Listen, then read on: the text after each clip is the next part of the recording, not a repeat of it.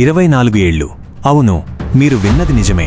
2 దశాబ్దాలకు పైగా నడిచిన ఒక హై ప్రొఫైల్ మిస్టరీకి ఫిబ్రవరి 17, 2026న సుప్రీంకోర్టులో ఫైనల్ ఎండ్ కార్డ్ పడింది.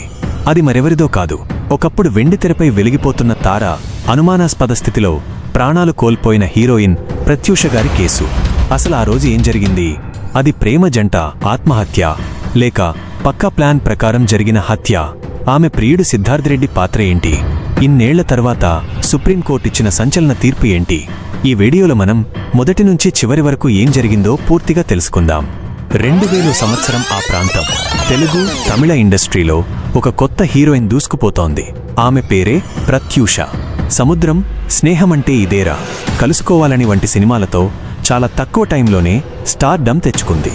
ఆమె నటన, అందం చూసి ఇండస్ట్రీలో ఆమెకు చాలా పెద్ద భవిష్యత్తు ఉందని అందరూ అనుకున్నారు.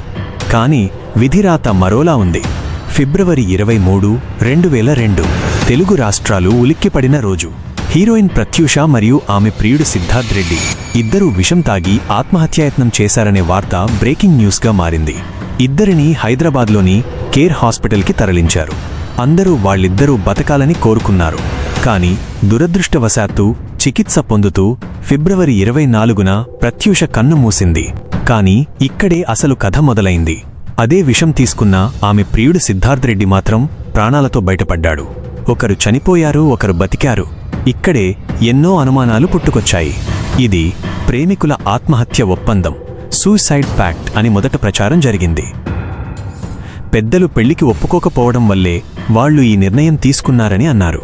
కానీ ప్రత్యూష తల్లి సరోజినీదేవిగారు మాత్రం ఇది ముమ్మాటికీ హత్యే అని ఆరోపించారు. సిద్ధార్థ్ రెడ్డి మరియు అతని స్నేహితులు కలిసి ప్రత్యూషను రేప్ చేసి, ఆపై హత్య చేసి దాన్ని ఆత్మహత్యగా చిత్రీకరించారని ఆమె కోర్టు మెట్లెక్కారు.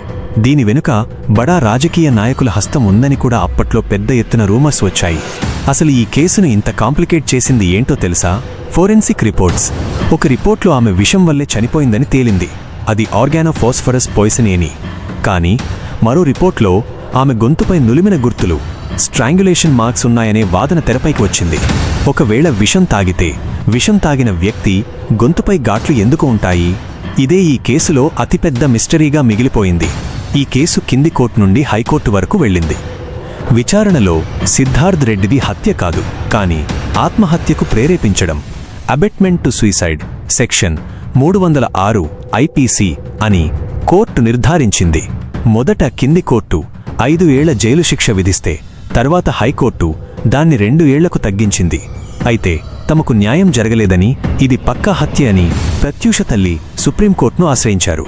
మరోవైపు తనకు పడిన ఆ 2 ఏళ్ల శిక్షను కూడా రద్దు చేయాలని సిద్ధార్థ్ రెడ్డి సుప్రీంకోర్టుకు వెళ్లారు. అలా ఈ కేసు దేశ అత్యున్నత న్యాయస్థానంలో ఏళ్ల తరబడి నానింది. 24 ఏళ్ల నిరీక్షణ తర్వాత ఈరోజు ఫిబ్రవరి 17, 2026 సుప్రీంకోర్టు తన ఫైనల్ తీర్పును వెలువరించింది. ఆ తీర్పులో సుప్రీంకోర్టు ఏం చెప్పిందంటే, ప్రత్యూష తల్లి ఆరోపించినట్లుగా ఇది హత్య, మర్డర్ లేదా అత్యాచారం, రేపని నిరూపించడానికి తగిన ఆధారాలు లేవని సుప్రీంకోర్టు స్పష్టం చేసింది. గొంతు నులిమారనే వాదనను కోర్టు పరిగణనలోకి తీసుకోలేదు. ప్రత్యూష ఆత్మహత్య చేసుకోవడానికి సిద్ధార్థ్ రెడ్డి కారణమయ్యాడని, అతని ప్రవర్తన ఆమెను ఆ నిర్ణయం తీసుకునేలా ప్రేరేపించిందని కోర్టు నిర్ధారించింది. ఈ నేరానికి గాను గతంలో హైకోర్టు విధించిన 2 ఏళ్ల జైలు శిక్షను సుప్రీంకోర్టు సమర్థించింది.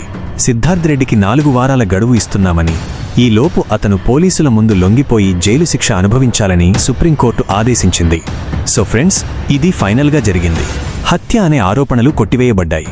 కానీ ఒక నిండు ప్రాణం పోవడానికి కారణమైనందుకు సిద్ధార్థ్ రెడ్డికి శిక్ష ఖరారైంది. 24 ఏళ్ల సుదీర్ఘ పోరాటం తరువాత ప్రత్యూష ఆత్మకు శాంతి చేకూరిందని భావిద్దాం. చిన్న వయసులోనే స్టార్డమ్ చూసి అంతే, చిన్న వయసులో విషాదకరంగా ముగిసిన ప్రత్యూష జీవితం ఇప్పటికీ ఎందరికో ఒక ఆవేదన. ఈ సుప్రీంకోర్టు తీర్పుపై మీ అభిప్రాయం ఏంటి? 24 ఏళ్ల తర్వాత వచ్చిన ఈ న్యాయం సరియైనదేనా? కింద కామెంట్స్లో తెలియచేయండి. ఎంతసేపు వీడియో చూసారంటే మీరు వీడియోకి కనెక్ట్ అయ్యారని అనుకుంటున్నాను. వెళ్ళే ముందు ఆ సబ్స్క్రైబ్ బటన్ని కాస్త పలకరించి వెళ్ళండి. And I'll see you in the next video.